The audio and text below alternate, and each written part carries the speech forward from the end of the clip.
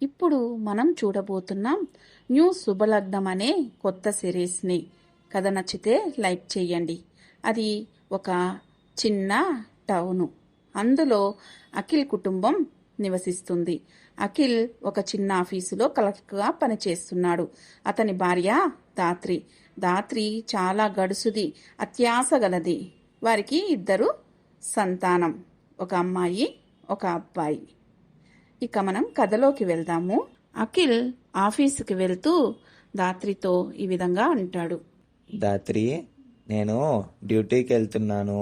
నువ్వు బస్సులో వెళ్ళి కూరగాయలు తీసుకొని ఇంటికి వచ్చేసేయి. వెళ్ళే దారిలో పిల్లల్ని నేను స్కూల్లో వదిలేసి వెళ్తాను. బస్సులోనే వెళ్తానండి. ఏనాడైనా ఆటో కారు ఎక్కిన ముఖమేనా మనది? బస్సులోనే వెళ్తాను, మీరేమి కంగారు పడకండి. అలా అఖిల్ పిల్లలిద్దరినీ స్కూల్ దగ్గర దింపేసి తన ఆఫీస్కి వెళ్ళిపోతాడు. దాత్రి బస్సులో కూరగాయలు తీసుకురావడానికి మార్కెట్కి వెళ్తుంది. కూరగాయలు తీసుకొని వస్తుండగా తన చిన్ననాటి స్నేహితురాలు తనకి కనబడుతుంది. దాత్రి అని పిలుస్తుంది. మీరు దాత్రియే కదా అని అడుగుతుంది తన స్నేహితురాలు పూజ. అవునండి, నా పేరు దాత్రినే. మీరు పూజ, బాగున్నావా? ఎన్ని రోజులైంది నిన్ను చూసి? చాలా సంతోషంగా ఉంది. ఎప్పుడొచ్చావు అని అడుగుతుంది. అవునే, వచ్చి 2 months అవుతుంది.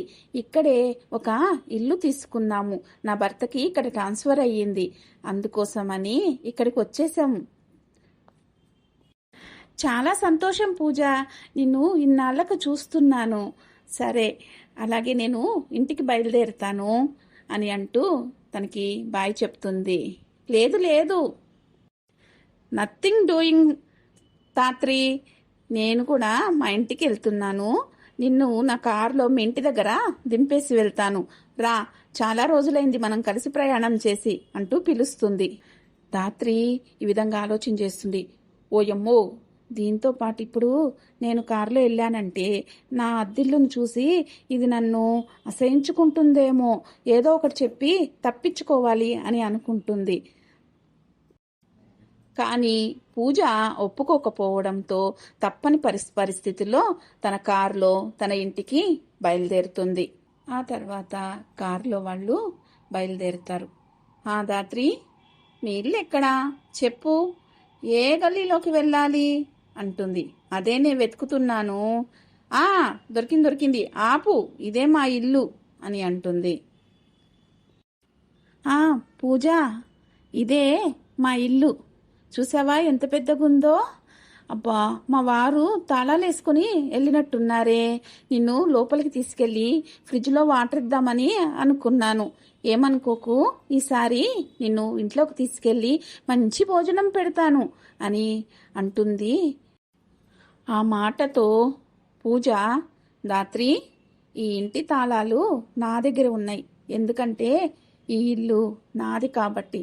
నువ్వు చిన్నగున్నప్పటి నుంచి ఇప్పటి వరకు ఏం మారలేదు దాత్రి. అదే ఆడంబరాలు, అదే ఆశలు, కోరికలు నిన్ను విడిచిపోలేదు. ఇప్పటికైనా కొంచెం మారు దాత్రి అని చెప్తూ కోపంగా ఇంట్లోకి వెళ్ళిపోతుంది. ఆ మాటతో దాత్రి పట్టరాని అవమానంతో ఏడ్చుకుంటూ చాలా కోపంగా ఇంటికి వెళ్ళిపోతుంది. దాత్రి ఆ అవమానం తట్టుకోలేక ఇంట్లో పడుకొని ఏడుస్తూ ఉంటుంది. ఇంతలో అఖిల్ అక్కడికి వస్తాడు. దాత్రి, ఎందుకు ఏడుస్తున్నావు? ఏమైంది? ఒంట్లో ఏమన్నా బాలేదా? దాత్రి, ఏమండి, ఈరోజు నాకు ఘోర అవమానం జరిగిపోయిందండి. మార్కెట్లో నా చిన్ననాటి స్నేహితురాలు పూజ కనిపించింది. తను మాటల్లో నా ఇంటికి రా, నీ ఇల్లు ఎక్కడుందో చూపించు, నేను నిన్ను అక్కడ డ్రాప్ చేసి వెళ్తాను నా కారులో అని అన్నదండి.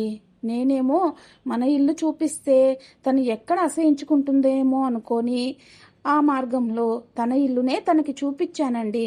తను కోపంతో, దాత్రి, నువ్వింకా మారలేదు, నీలో ఇంకా మార్పు లేదు, అని అంటూ నన్ను దూషిస్తూ తన ఇంట్లోకి వెళ్ళిపోయిందండి. ఈ అవమానాన్ని నేను తట్టుకోలేకుండున్నాను. వెంటనే మనం ఒక కొత్త ఇల్లు తీసుకుందామండి. ఏంటి దాత్రి, ఇల్లంటే చాక్లెట్ అనుకున్నావా? ఇలా అనుకోగానే కొనుక్కోవడానికి నాకొచ్చే జీతంకి ఈ ఇల్లు గడవడమే కష్టంగా ఉంది. నువ్వు మళ్ళీ ఇప్పుడు కొత్త ఇల్లు అంటే ఎలా సాధ్యమవుతుంది? అలా 2 నెలల సమయం గడిచిపోతుంది. ఆఫీస్కి కొత్తగా వచ్చిన తన బాస్ కూతురు ఎప్పుడూ అఖిల్నే చూస్తూ ఉంటుంది. ఎందుకో ఆమెకు అఖిల్ చాలా బాగా నచ్చేశాడు. ఒకరోజు తను అఖిల్ దగ్గరికి వెళ్తుంది. చూడండి అఖిల్, మిమ్మల్ని నేను ప్రేమిస్తున్నాను. నేను వచ్చినప్పటి నుంచి మిమ్మల్ని చాలా బాగా అబ్జర్వేషన్ చేస్తున్నాను. మీలోని మంచి క్వాలిటీస్ అన్నీ నాకు చాలా బాగా నచ్చాయి. డాడీతో ఒక్కసారి మాట్లాడదామని అనుకుంటున్నాను మన పెళ్లి విషయం గురించి. మీరేమంటారు? వాట్? మేడం సారీ, నాకు పెళ్ళైపోయింది. 2 పిల్లలు కూడా ఉన్నారు. ఈ విషయం మీకు తెలియదు అనుకుంటా. ఓ అలాగా, అయినా పర్వాలేదు అఖిల్, నేను మీ సెకండ్ వైఫ్గానైనా ఉంటాను. ప్లీజ్ ఒప్పుకోండి మ్యారేజ్కి. సారీ మేడం, ప్లీజ్ ఈ విషయం ఇంతటితో వదిలేసేయండి. ఈ విషయం గనక మా భార్యకు తెలిస్తే నన్ను చంపేసి తను కూడా చనిపోతుంది. అయితే మనం అడగాల్సింది పెళ్లి గురించి ఇతనిని కాదు, మనం ఒప్పించాల్సింది తన భార్య సైడ్ నుంచి నరుక్కుంటూ వస్తాను. ఎలాగైనా వాళ్ళ భార్యను ఈ పెళ్లికి ఒప్పిస్తాను తనకి అని అంటూ వెళ్తుంది తను ఉన్న దగ్గరికి. అలా 2 నెలలు గడిచిపోయిన తర్వాత కోమలి ఒకరోజు గుడిలో తనని దాత్రిని కలుసుకుంటుంది. ఏమండి, ఒక్క నిమిషం, మీ పేరు దాత్రి కదూ? మీతో నేను ఒక ముఖ్యమైన విషయం మాట్లాడాలండి. అలా కొంచెం పక్కకి వస్తారా అని అడుగుతుంది. అవునండి, నా పేరు దాత్రినే. మీరెవరు నాకు తెలియదండి. కానీ ఏమిటో ఆ ముఖ్యమైన విషయం చెప్పండి, పర్వాలేదు వింటాను అని అంటుంది. నేను మీ హస్బెండ్ పనిచేస్తున్న ఆఫీస్ బాస్ కూతురునండి. మొన్ననే లండన్ నుంచి వచ్చాను. ఆఫీస్లో మీ హస్బెండ్ని నేను చూశాను. తనంటే నాకు చాలా ఇష్టమండి. చూడగానే తను నాకు చాలా బాగా నచ్చేసాడండి. నేను అతన్ని పెళ్లి చేసుకోవాలని అనుకుంటున్నాను.